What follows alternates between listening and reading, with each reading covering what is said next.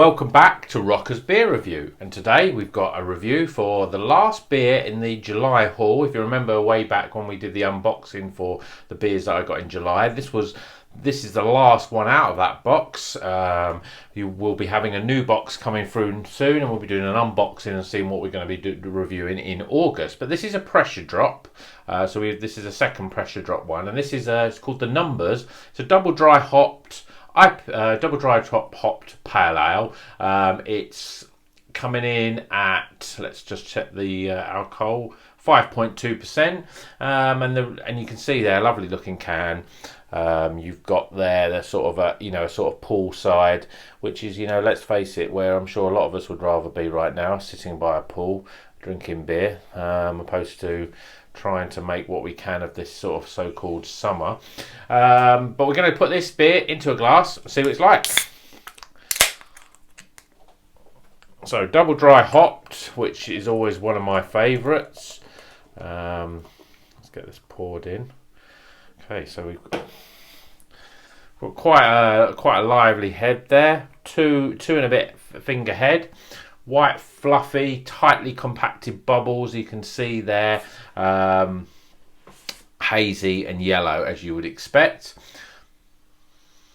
Aromas, you're getting the mangoes, quite strong on mango. A little bit of pineapple in there as well. And that's pretty much it. We're not getting loads of sort of citrusy smells. No sort of oranges or lemons or any of those sort of, or even grapefruit really. But it's quite pleasant, and I'm looking forward to this. So cheers everyone.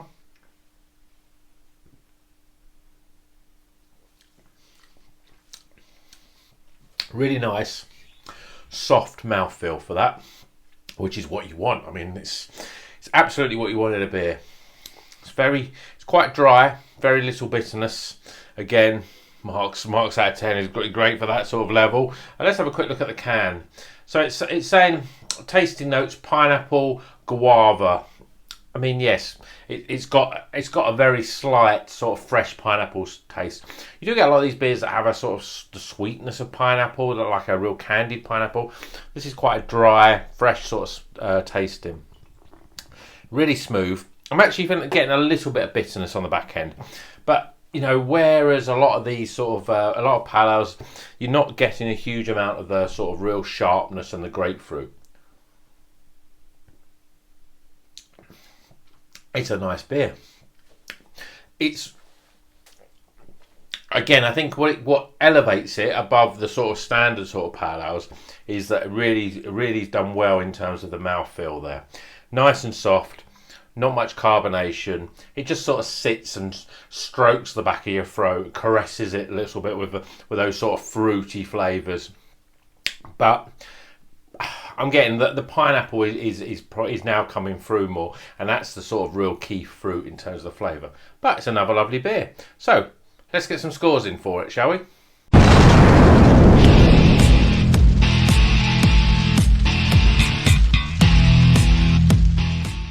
Okay, welcome back. The scores are in. This is a nice looking beer, and it's a nice tasting beer. It's a pressure drop, the Numbers. It's a double dry hopped pale ale coming in at 5.2%, and have a look at the can there. So, before we do the scores, just like to request that if you like the video, please give it a thumbs up. If you don't like the video, give it a thumbs down.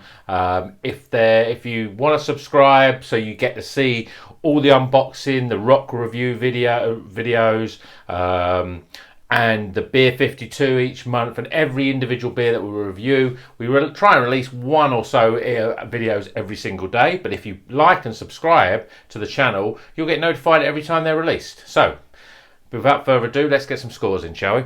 So first of all, aroma. Pineapples, a little bit of guava, but not huge amounts of anything else really. But it's pleasant. It's certainly not unpleasant. Certainly quite strong. But I'm giving it 13 out of 20 for aroma. Appearance, lovely looking beer. You've got that bit soapy head. You can see it's sort of still rising up the glass there, sort of lacing the glass. Really nice compact bubbles, bright yellow, hazy, just everything you want in a pale ale. So I'm giving this a 9 out of 10 for appearance. Flavour, really nice. Again, pineapples are quite strong, but they're not overpowering. It's quite mellow. There's a little bit of dryness on the back end. Literally no hints of bitterness. Just a really, really easy to drink beer, and I'm giving it a 33 out of 40 for flavour. Value for money, it's a 440ml can, cost me about £4.50. I'm giving it 8 out of 10 for value for money. And then overall experience, well, I've really enjoyed this beer. It's a really nice beer. We are getting a lot of these beers. When you go to the bottle shop and you pay £4.50, £5.50, you expect a good beer, and this is a good beer. This is still for me a level higher than your sort of £3.50 440ml cans that you can get from the supermarkets. So in terms of overall experience, I'm giving this a 15 out of 20. It's a good beer, and we're totaling up those scores, and we get a 78 out of 100. 78, another great score. It's a White Snake beer. We are getting more White Snake beers than probably any other sort of beers, but it's still a very highly recommended beer. Pressure Drop, based in North London, Tottenham Hale. See their beers. We've had 2 of their beers. Both of them have been good. I think this one's slightly better than the other one that we had, but they do quite a few different types. So if you see a Pressure Drop, I think you won't be disappointed. So 78 out of 100, White Snake beer. What do we do to a White Snake? We slide it in, slow and easy. There's a little bit of a slip of the tongue there. So until the next video, you know what you need to do. Keep on rocking.